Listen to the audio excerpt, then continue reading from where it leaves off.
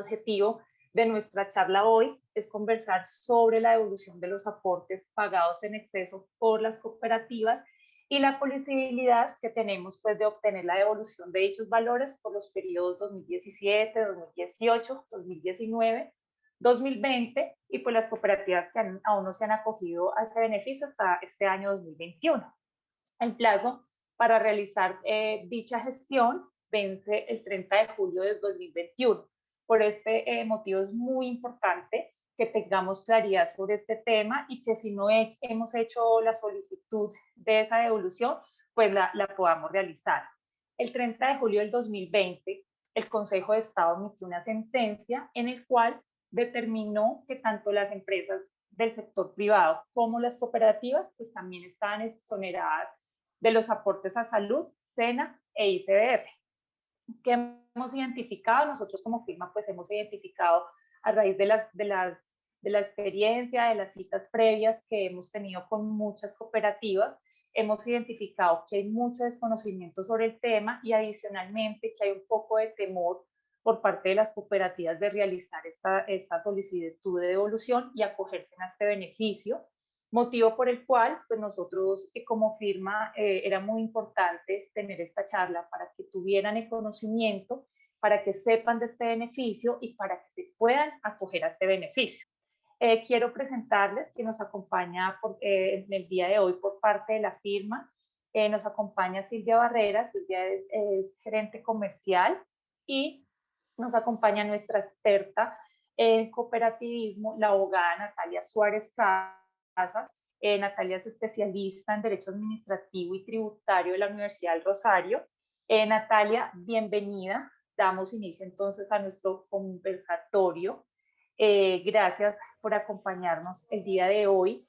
Natalia, hay un antecedente muy importante sobre este tema y pues es la sentencia que expidió el Consejo de Estado el 30 de julio del 2020. Nos gustaría, por favor, que nos comentaras cuál es la importancia de esta sentencia y que nos hables de los pormenores que hemos identificado hasta el momento como firma. Natalia, bienvenida y adelante. Gloria, buenas noches para ti, buenas noches para Silvia, buenas noches para todas las personas que nos han dedicado este espacio para hablar de ese tema tan importante que tú nos comentas. Gloria, es importantísimo que el día de hoy evacuemos todas esas inquietudes que tenemos respecto de esta exoneración de aportes y de la devolución, porque sí hay muchas cosas que tratar. Tenemos un antecedente jurisprudencial que proviene del Consejo de Estado, el máximo órgano de cierre de la jurisdicción contencioso administrativo, y tiene que ver con las cooperativas y tiene que ver con la exoneración de aportes a salud, al SENA y al ICBF. Es importantísimo que antes de entrar en materia, antes de hablar de la sentencia, tratemos de contextualizar un poco a las personas que están acá. Hay muchas personas del sector cooperativo, también sé que hay personas de fondos de empleados que nos visitan, de asociaciones, de fundaciones, pero principalmente nos vamos a centrar hoy en el tema de las cooperativas y de esa exoneración de aportes que la ley estableció y que el Consejo de Estado ratificó y que nos da la opción, nos abre la puerta para que podamos reclamar unos dineros que no debimos haber pagado en primera medida. La situación actual, por temas de pandemia, por cómo está nuestra situación de orden público actualmente, implica que al interior de nuestras organizaciones seamos supremamente ahorrativos, tengamos una planeación financiera supremamente acertada, supremamente medida, y por ello cualquier pago en exceso, cualquier pago de lo no debido, pues implica un detrimento patrimonial que nuestras organizaciones pueden estar dispuestas o pueden asumirlo, pero otras organizaciones que de pronto no tienen cómo asumirlo por la coyuntura que estamos viviendo actualmente. Es por ello que hoy les vamos a comentar cuáles son esos pormenores y cuáles son esos antecedentes normativos y jurisprudenciales que nos dan el derecho para reclamar a las entidades de manera respetuosa, de manera tranquila, con un antecedente de una entidad tan importante como el Consejo de Estado, pues una devolución que es completamente legal, ¿verdad? Sé que hay muchos digamos que inconvenientes. Cuando solicitamos, sobre todo en el tema de impuestos, una devolución, bueno, un saldo a favor, en las empresas somos muy cuidadosos, ¿verdad? Cuando tenemos un saldo a favor decimos, uy, Dios, ¿será que lo reclamamos? ¿Será que no lo reclamamos? Nos viene una auditoría encima. Hay que ser supremamente estratégicos y estar completamente seguros de nuestra contabilidad y demás para pedirle a la DIAN pues una devolución de un saldo a favor. Pero en este caso es un proceso completamente diferente. En este proceso de devolución, como vamos a ver más adelante, no vamos a abrir la puerta a una auditoría, simplemente es una solicitud, ¿verdad? Y es una solicitud que debe realizarse por cuanto nos abre la puerta a la vía judicial. Dicho esto, vamos a contextualizarnos un poquito para llegar a ese fin. Yo quisiera darte la respuesta inmediatamente, pero quiero dar primero que todo como un contexto de cómo surgió este tema de la exoneración de aportes, por qué estamos autorizados a la devolución y aterrizamos en la sentencia, si les parece. Bueno, hay que tener muy claro que estamos en la presencia, en la compañía, esta noche en la compañía maravillosa del tercer sector.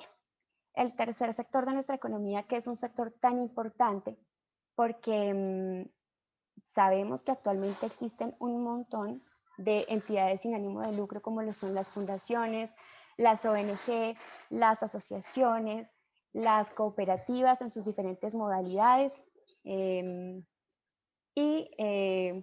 pues es un sector especial.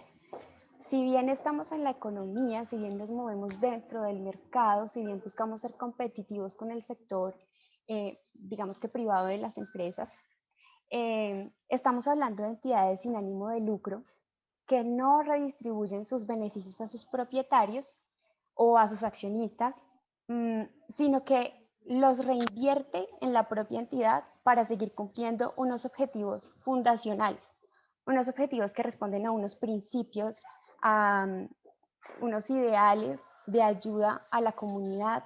Es un tema completamente altruista, que busca generar un impacto social, que busca dejar su huellita en el mundo, que busca ser un factor de desarrollo social en el país.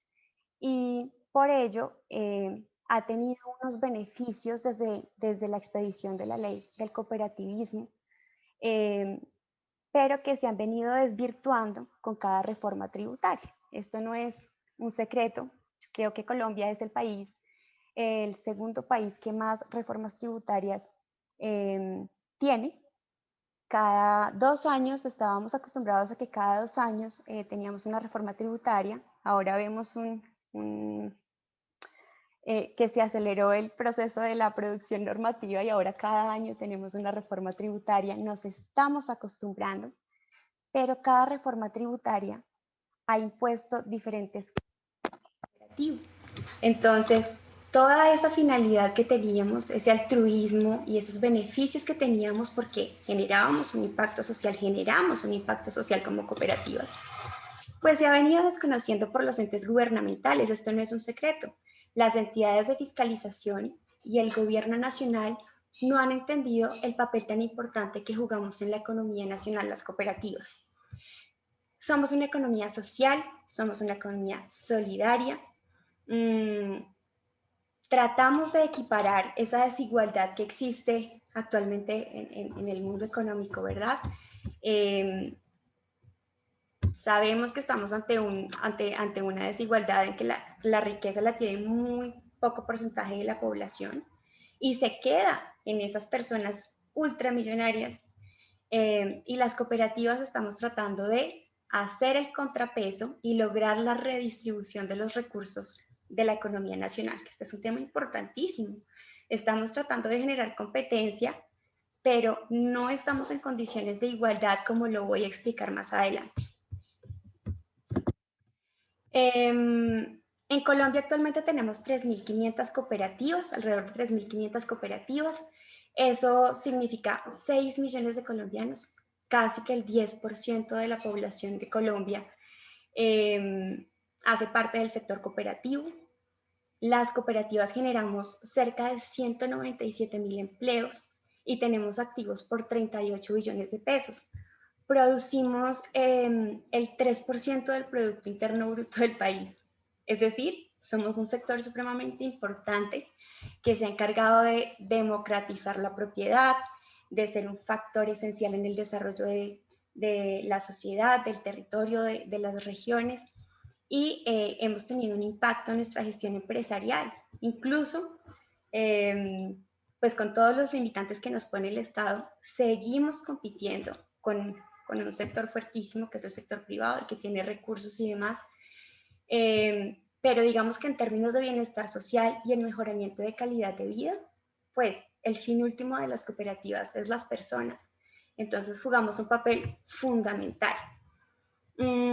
Tenemos una diferencia sustancial con las empresas, y es que no buscamos la acumulación del capital, sino, como les indiqué, redistribuirlo entre nuestros asociados y generar un impacto positivo, resolver unas necesidades comunes muy sentidas en nuestra comunidad, en la comunidad en la que operamos las distintas cooperativas, y entonces rompemos con esa noción de acumulación individual, pues que tanto impulsa la desigualdad en Colombia. No solo tenemos la Supersolidaria fiscalizándonos, vigilándonos, inspeccionándonos, controlándonos, sino que también tenemos, dependiendo de nuestro sector, otras superintendencias que nos supervigilan. Entonces, si estamos en el sector de la vigilancia, tenemos pues obviamente la Superintendencia de Vigilancia. Si estamos en el sector transporte, tenemos a la Superintendencia de Puertos y Transportes. Si estamos en el sector salud, tenemos a la Superintendencia de Salud. Si prestamos servicios públicos, tenemos a la Superintendencia de Servicios Públicos. Son un sinfín de entidades de fiscalización que, en vez de impulsarnos, a veces generan o simbolizan o configuran una traba en nuestra operación y digamos que en esa función social que tratamos de desempeñar. ¿Cómo estamos tributando actualmente las cooperativas? Bueno, hace muchos años, cuando el gobierno pensaba que cumplíamos un factor social importantísimo, no tributábamos renta. Sin embargo, como les comenté, cada reforma tributaria ha significado un ladrillito en la espalda de las cooperativas, tanto así que ahora estamos tributando al 20%, ¿verdad?, en el impuesto de renta, y tributamos sobre nuestros beneficios netos o nuestros excedentes. Recordemos pues obviamente que las cooperativas no tienen utilidades. Para las personas que no hacen parte del sector cooperativo, pues no tenemos utilidades porque redistribuimos unos excedentes. Entonces, sobre esos excedentes tenemos que tributar al Estado sobre la renta. Bueno, sobre los excedentes, un 20%. Las empresas del sector privado tributan a un 33%. Entonces, de un 20 a un 33%, notemos que no es mucha la diferencia, y estamos tratando de competir con un sector supremamente fuerte, que no genera bienestar ni impacto social en el mundo tanto como nosotros queremos, como nosotros nos dedicamos a digamos que nuestra operación la enfocamos y demás. No falta nada para que alcancemos la tasa de tributación de las empresas del sector privado. No somos una empresa como las entidades bancarias, por ejemplo, que solo buscan enriquecerse o beneficiar a ciertas personas, sino que buscamos generar un impacto social y adicionalmente que nuestros asociados tengan bienestar. Entonces, efectivamente el gobierno no lo ha conocido, esto no es un secreto para nadie, nos hemos dado cuenta que los procesos de fiscalización de las administradoras es supremamente fuerte, los términos de prescripción de las acciones se han ido alargando en beneficio de las entidades de fiscalización y del recaudo. Entonces, bueno, hay que entender esta situación y tratar de lidiar con estos tropiezos que tenemos diariamente. Por ejemplo, entidades como la Supersolidaria, la UGPP, la DIAN, bueno, cualquier otra entidad que nos supervigile, no entienden que somos una cooperativa. Mucha gente, incluso funcionarios de estas entidades públicas, y lo sabemos por experiencia propia, Silvia y Gloria, que hemos estado en diferentes reuniones, dan unas asesorías pésimas, no entienden de cooperativismo, no lo entienden y nos tratan como empresas pues comunes y silvestres, y no es así. Entonces, por ejemplo, si somos una CTA, nos satanizan, dicen que somos tercerización ilegal, que buscamos ser evasores frente al sistema, etcétera, etcétera. Entonces, estamos en una desigualdad fuertísima y no se tienen en cuenta todos los beneficios que aportamos al país. Miren, por ejemplo, esto lo decía Confecop en uno de sus informes del año pasado, decía, no ha habido ni un siniestro en las cooperativas de ahorro y crédito. Hemos sido súper responsables en este asunto, lo que no sucede con las entidades bancarias con todos los privilegios que tienen, ¿verdad? Entonces, merecemos un tratamiento especial y esta exoneración de aportes, pues es, digamos que un alivio a toda esta situación que les estoy comentando. Para nadie es un secreto que ser generador de empresa en Colombia o ser empleador o bueno, tener un emprendimiento es supremamente costoso, es supremamente difícil.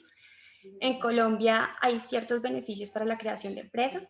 Por ejemplo, los trámites de registro son muy tranquilos, son ágiles, no es costoso generar una empresa. Tenemos unas buenas normas de gobierno corporativo, tenemos leyes de insolvencia a las que podemos acceder, etcétera, etcétera. Pero no nos digamos mentiras. Hay unos impuestos, una carga tributaria altísima, sobre todo unos impuestos muy fuertes que recaen sobre la nómina. Y a eso sumémosle las prestaciones, todos los auxilios que tenemos que dar por ley. Entonces la carga tributaria para las sociedades es muy dura. Cuando las empresas empezaron a quejarse frente al gobierno de esta situación, el gobierno les quiso dar como un caramelo, yo lo llamo así, les dieron un dulce para que no se quejaran más. Y se creó el impuesto sobre la renta y la equidad. El CRE fue un impuesto que se creó, ya desapareció, pero se mantuvo un beneficio que traía ese impuesto sobre la renta y la equidad.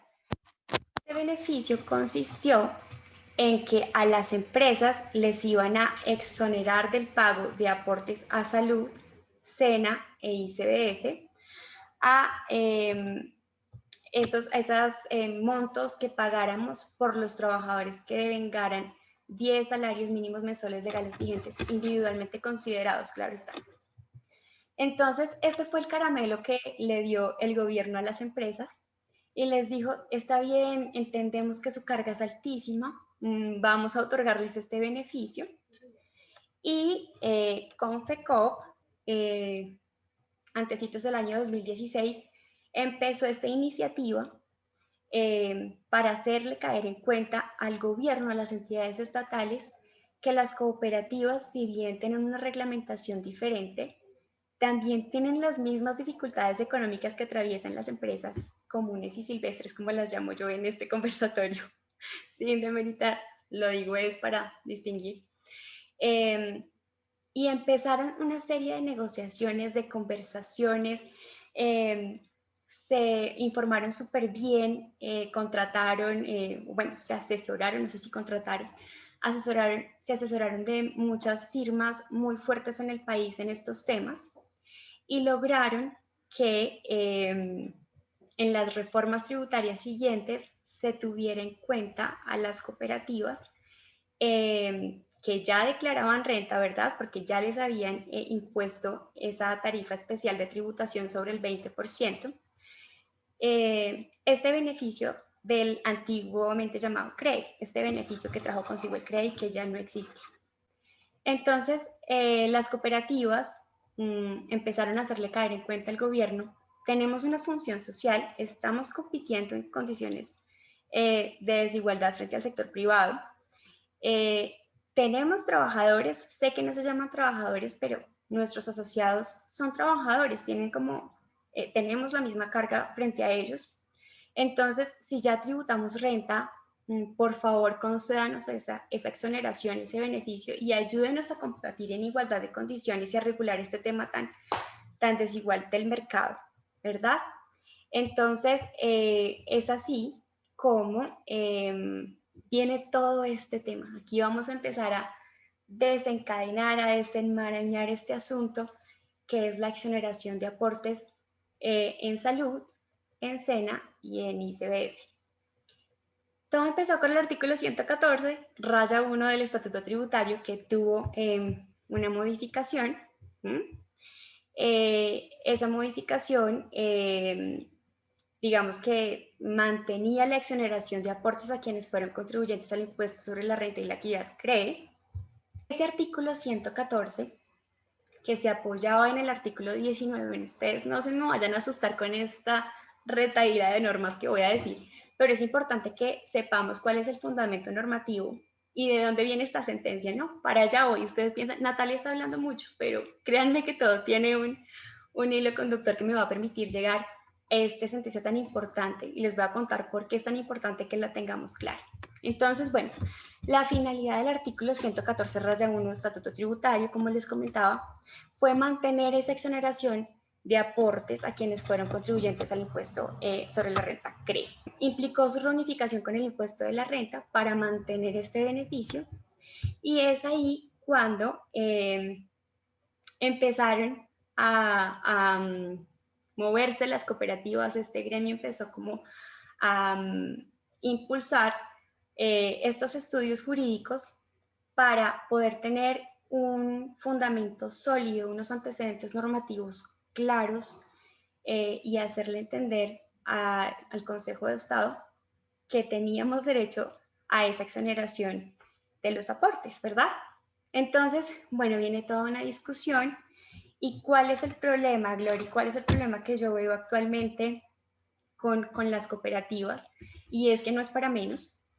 Hay mucha desinformación, hay mucho desconocimiento, hay falta de una asesoría propia en el tema de la exoneración de aportes y un estudio juicioso de la doctrina de la DIAN y de los conceptos emitidos por otras administradoras.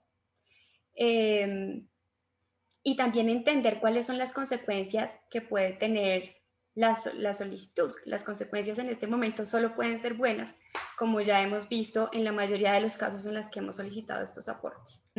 No es para menos esta confusión. Las mismas entidades se contradicen mes a mes con cada concepto que nos están emitiendo. Quiero mostrarles este caso y ustedes van a decir, ¿es en serio que las entidades de nuestro país están haciendo esto? Y ahí vamos a entender por qué hay tanta desinformación, por qué no sabemos qué hacer, por qué todo está tan confuso. Pero yo me comprometo a darles claridad sobre este tema una vez revisemos lo que les voy a mostrar.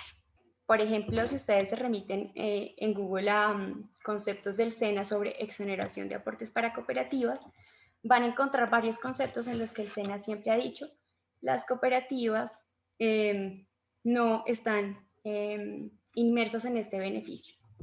La UGPP, como era de esperarse, pues también dice lo mismo. Un momento, señores, no, ustedes no son beneficiarios de esa exoneración. Pero luego entonces vamos a la DIAN y en la DIAN nos encontramos estos dos conceptos que es cuando yo digo, por favor, señores de las entidades públicas, ayúdenos a que el estatuto tributario sea un poquito más fácil de entender y no nos compliquen tanto la situación. Bueno, les cuento que este concepto de la DIAN es del 4 de abril del 2019 y en él se le está preguntando a la administración, por favor, cuénteme si las cooperativas, si es aplicable la exoneración en los pagos de aportes para fiscales ICBF y SENA, como los aportes al régimen contributivo de salud a cargo de las entidades que hacen parte del sector cooperativo, para los trabajadores que devengan menos de 10 salarios mínimos legales mensuales vigentes. Esta es la pregunta que nos atañe en este momento. ¿Qué nos dijo la DIAN en su momento? Y acá lo tenemos resaltado en amarillito. Miren lo que nos dice la DIAN. Así las cosas, con el fin de resolver el primer problema jurídico, este despacho concluye que las entidades del sector cooperativo, es decir, cooperativas, asociaciones, uniones, ligas, centrales, organismos de grado superior de carácter financiero, asociaciones mutualistas, instituciones auxiliares del cooperativismo, confederaciones de cooperativas, previstas en la legislación cooperativa, vigilados por alguna superintendencia o organismo de control, no están exonerados del pago de aportes para fiscales a favor del SENA, ICBF y las cotizaciones al régimen contributivo de salud. Esto nos lo dijo en el 2019. Pero ¿qué pasa cuando seguimos buscando en la doctrina a nosotros los abogados que nos toca todos los días alimentarnos de algún concepto nuevo porque nuestra sobreproducción normativa es de otro nivel? nos encontramos este oficio, el oficio 1279 del 14 de octubre del 2020, es decir, un añito después, la DIAN ya se estaba contradiciendo, porque les comentaba que le estaban preguntando sobre la exoneración de aportes para las cooperativas, y la DIAN nos dice: esta norma refleja la voluntad inequívoca del legislador de exonerar a las entidades del sector cooperativo del pago de aportes parafiscales a favor del Servicio Nacional de Aprendizaje SENA, ICBF y las cotizaciones al régimen contributivo de salud. Es decir, para el 2020 la DIAN ya sabía que la voluntad del legislador era inequívoca, pero en el 2019 claramente no. O sea, este es el tipo de doctrina que nos expide la DIAN y que nos deja tan confusos a todos. Entonces ahí es cuando nosotros entendemos, obviamente estamos confundidos, obviamente tenemos temor, porque ni siquiera la DIAN estaba clara en la interpretación de la norma en el 2019, pero gracias a la sentencia del Consejo de Estado, que es la máxima autoridad de la rama administrativa, pues digamos que ya tenemos un poco más de luz. Ahora revisemos otro. Por ejemplo, miremos el concepto de la UGPP. El concepto UGPP, que también era del año 2019, podemos darnos cuenta que en el año 2019 nuestras entidades fiscalizadoras estaban un poco confundidas. La UGPP nos contestó en ese momento sobre la exoneración de aportes para las cooperativas, para los trabajadores que vengan menos de nos contestó que, conforme lo expuesto, respondemos que las cooperativas en condición de empleadoras no están exoneradas del pago de las contribuciones SENA y ICBF. Bueno, no nos sorprende, la UGPP hasta que un juez no le ordena que haga las cosas no las hace, pero sí podemos entender, el punto al que voy es que sí podemos entender esta confusión que tenemos y este miedo que tenemos, pues sobre este tema que no estaba del todo claro hasta el año 2020, cuando el Consejo de Estado ya nos ayudó a aclarar toda la situación y a decirle a las entidades públicas fiscalizadoras: señoras, están leyendo mal el estatuto, están leyendo mal las reformas, no están entendiendo el espíritu del legislador y lo que él quiso hacer con ese tipo de disposiciones, con esa exoneración. ¿Qué es lo que sucede con esta sentencia? Bueno, ya nos dimos cuenta de la confusión que había. El artículo 114, cuando nos hablaba de la exoneración de aportes, digamos que contiene una cláusula y vamos a revisarla bien como la revisó el Consejo de Estado en su momento. Este artículo del Estatuto Tributario nos informaba: estarán exoneradas del pago de los aportes parafiscales SENA, ICBF, y las cotizaciones al régimen contributivo de salud, las sociedades y personas jurídicas y asimiladas contribuyentes declarantes del impuesto sobre la renta y complementarios. ¿Que las cooperativas tenemos esa calidad? Sí, ya somos declarantes del impuesto sobre la renta, sobre una tarifa de tributación especial, pero somos declarantes. Y adicionalmente el segundo requisito era que correspondiera a los trabajadores que devengaran individualmente considerados menos de 10 salarios mínimos legales mensuales vigentes. Hay un parágrafo, que es el parágrafo 2, y este parágrafo 2 es muy importante, y este parágrafo nos indica las entidades que deben realizar el proceso de calificación de que trata el inciso segundo del artículo 19 del Estatuto Tributario para ser admitidas como contribuyentes del régimen tributario especial. Estarán obligadas a realizar los aportes parafiscales y las cotizaciones de que tratan los artículos, bueno, las cotizaciones normales como las conocemos actualmente. ¿Esto qué quiere decir? Que, bueno, no sé si lo notaron, pero estamos hablando de una condición, y es que las personas, las sociedades que tengan que solicitar esa calificación para ser beneficiarias del régimen tributario especial no van a tener la exoneración. Eso es lo que nos quiere decir este artículo. Sin embargo, notemos que las cooperativas no necesitamos calificarnos en el régimen tributario especial. Las cooperativas nacemos en el régimen tributario especial, ya estamos inmersas en ese régimen tributario especial, y por eso no tenemos esa condición de las que deban solicitar ese régimen, esa solicitud de calificación al régimen tributario especial, esto parece un trabalenguas, no la debemos solicitar. Y ese es el requisito que nos impone la ley. Si usted debe solicitar esa calificación, por favor realice los aportes, pero si usted no debe solicitar esa calificación y tiene los requisitos para ser exonerado de los beneficios de los aportes a SENA, ICBF y régimen contributivo de salud, pues tranquilo, está exonerado. Entonces, ¿qué nos podemos dar cuenta todos? ¿Las cooperativas cumplimos con los requisitos para la exoneración? Sí, hasta el momento nos hemos dado cuenta, analizando el hilo normativo, que nada nos impide que seamos beneficiarios de esta exoneración de parafiscales y de los aportes al sistema contributivo de salud. Entonces, vamos a revisar ahora sí la sentencia y la vamos a desmenuzar poquito a poquito. Y al final les voy a contar por qué es tan importante que hagamos este tema de la devolución, porque la gente de pronto no ha entendido ese tema. Hay muchos abogados que están recomendando cosas contrarias, no saben las implicaciones que tiene no solicitar esta devolución, pero ya se los voy a contar. El Consejo de Estado, la sección cuarta, que es la sección con la que más tenemos, digamos que esta cercanía, el 30 de julio del año 2020, pongan mucha atención a esta fecha, el 30 de julio del año 2020 falló una demanda de nulidad que interpuso Alba Lucía Orozco, una abogada que muy acuciosamente le supo explicar al Consejo de Estado qué era lo que sucedía con las cooperativas y por qué teníamos el derecho intrínseco de que nos exoneraran también. Es que era muy injusto que no lo hicieran. Entonces, básicamente, Alba Lucía Orozco le señala al fallador que hay digamos que un exceso de la potestad reglamentaria, por cuanto el decreto único reglamentario en materia tributaria, el 1625, pues en el tema de aportes parafiscales nos contemplaba también a las entidades del sector solidario, incluyendo a las cooperativas, y se trató específicamente de esta solicitud de calificación al régimen de tributario especial. Hay muchos abogados que decían en un momento, no, es que si usted pertenece al régimen de tributación especial, no tiene acceso a la exoneración.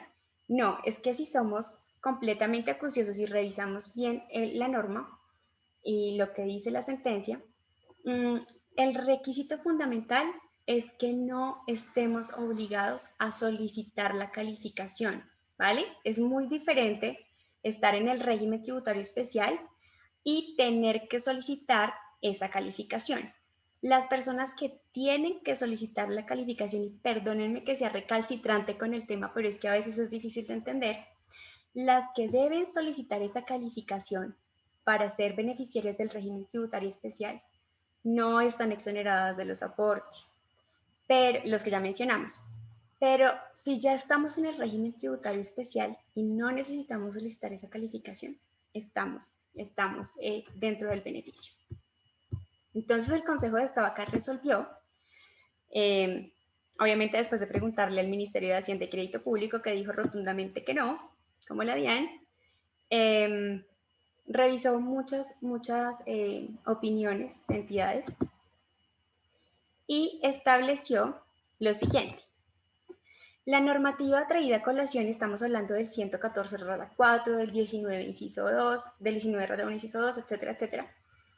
La normativa traída a colación permite concluir que, acorde con su naturaleza jurídica, las cooperativas como entidades legalmente pertenecientes al régimen tributario especial no requieren la calificación prevista en el parágrafo 2 del artículo 114-1 del Estatuto Tributario, que ya revisamos. Y en esa medida escapan al supuesto de obligatoriedad que allí se establece para la realización de aportes parafiscales y cotizaciones. Consecuentemente, tales entidades acceden a la exención legal prevista en el inciso primero de dicha norma y los apartes acusados son ilegales. O sea, los que decían que no éramos beneficiarios son ilegales. Esto lo dijo el Consejo de Estado, porque nos privaban del derecho con evidente exceso del ejercicio de la potestad reglamentaria.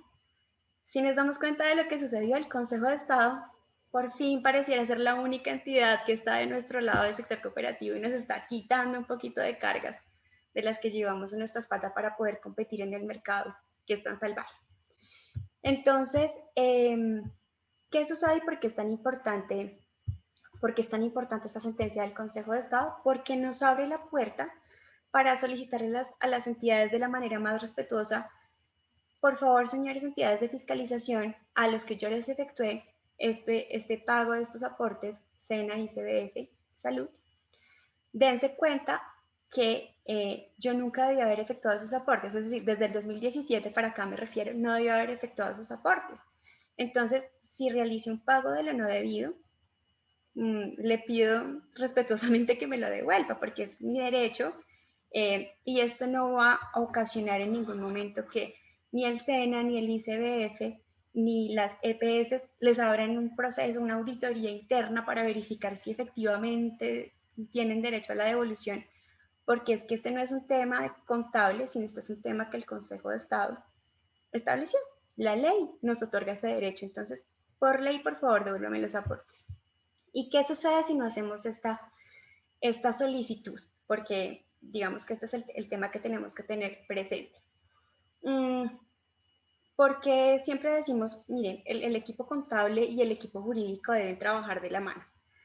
Porque generalmente, y en estos procesos de fiscalización, el común denominador es que tengamos que demandar a la entidad administrativa para que declare la nulidad, para que el Consejo de Estado, bueno, el juez de lo contencioso administrativo al que le toque, resuelva esa nulidad, por cuanto las entidades de fiscalización raramente se contradicen. A las entidades de fiscalización les interesa el recaudo, las administradoras viven del recaudo, entonces es muy raro que se contradigan.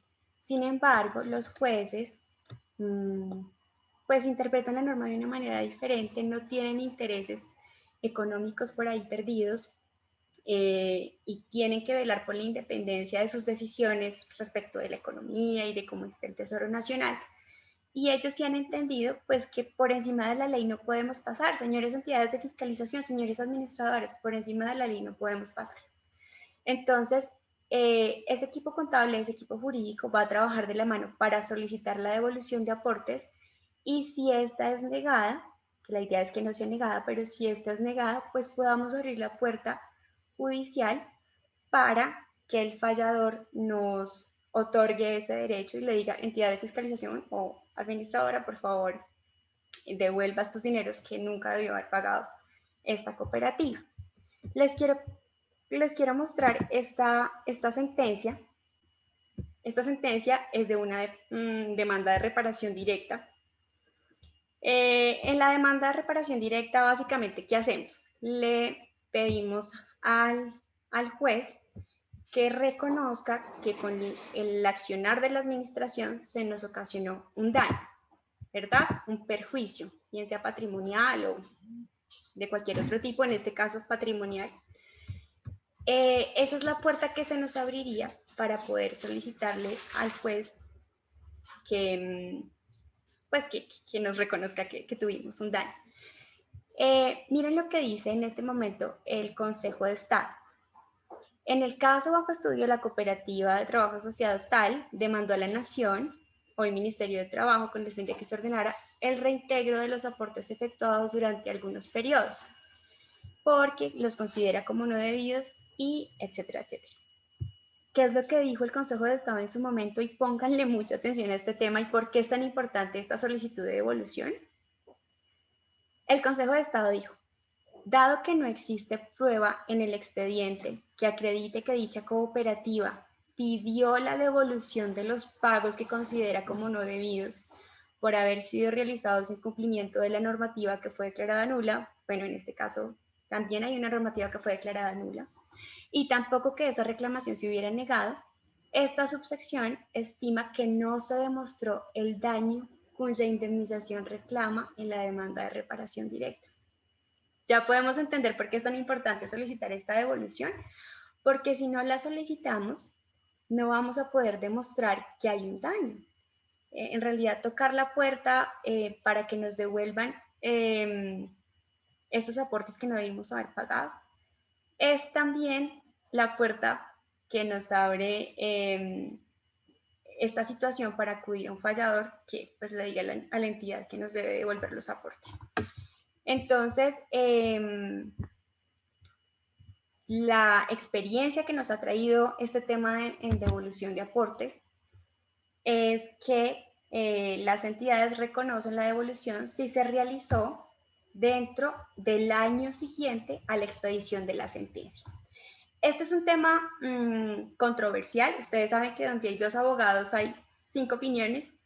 Hay muchas teorías que estamos defendiendo y que estamos estructurando, pero por ahora la teoría que, digamos, a la que nos estamos acogiendo es la del plazo de devolución de 1 año. Las entidades nos han dicho, efectivamente le voy a devolver el dinero siempre y cuando lo haga dentro del año siguiente a la expedición de la sentencia del Consejo de Estado.